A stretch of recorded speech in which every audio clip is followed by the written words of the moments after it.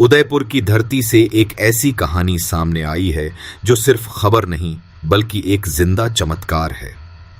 एक ऐसा पल जहां मौत सामने खड़ी थी और जिंदगी ने अप्रत्याशित रूप से बाजी पलट दी।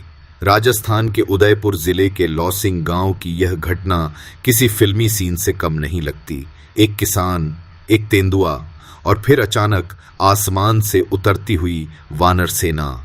बुधवार की सुबह किसान तुलसीराम पालीवाल अपने खेत में गेहूं काट रहे थे।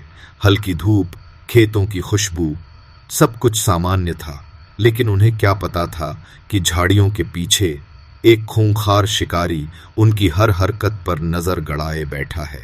जैसे ही तुलसीराम थोड़ी देर आराम करने छांव की ओर बढ़े, अचानक तेंदुए ने बिजली की तरह पीछे से हमला कर दिया। हमला इतना तेज था कि संभलने का मौका ही नहीं मिला। तेंदुए के नुकीले पंजे, उसके दांत सीधे तुलसीराम के शरीर पर टूट पड़े। गर्दन पर वार, पीठ पर चोट। कुछ सेकंड में ही जिंदगी और मौत आमने सामने खड़ी हो गई। तुलसीराम खुद बताते हैं, कुछ समझ ही नहीं आया। बस अचानक हमला हुआ और मैं नीचे गिर गया। जहां उम्मीद खत्म होती दिख रही थी, वहीं शुरू हुई एक अद्भुत कहानी। पास के पेड़ों पर बैठे बंदरों का एक झुंड इस पूरे मंजर को देख रहा था। आम तौर पर तेंदुए को देखकर भाग जाने वाले ये बंदर उस दिन डर नहीं, हिम्मत बन गए। अचानक जोर जोर से चीखते हुए बंदरों की टोली तेंदुए पर टूट पड़ी। पीछे से हमला, जोरदार शोर, चारों तरफ अफरा तफरी।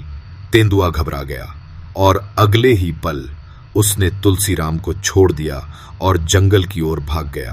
तुलसीराम की आंखों में आज भी वो पल ताजा है। वो कहते हैं, पेड़ पर बैठे दो बंदर ऐसे कूदे जैसे हनुमान जी खुद उतर आए हों। उन्होंने पीछे से हमला किया और तेंदुआ भाग गया।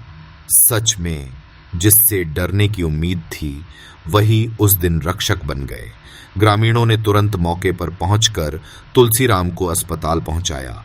खुशकिस्मती से उन्हें गंभीर चोटें नहीं आईं और अब उनकी हालत स्थिर है। लेकिन इस घटना के बाद पूरे इलाके में डर फैल गया है। लोग कह रहे हैं, अब तेंदुए जंगल तक सीमित नहीं रहे, खेतों तक पहुंच चुके हैं। ग्रामीणों की मांग के बाद वन विभाग तुरंत हरकत में आया। इलाके में पिंजरे लगाए गए और फिर शुक्रवार रात वही तेंदुआ जाल में फंस गया।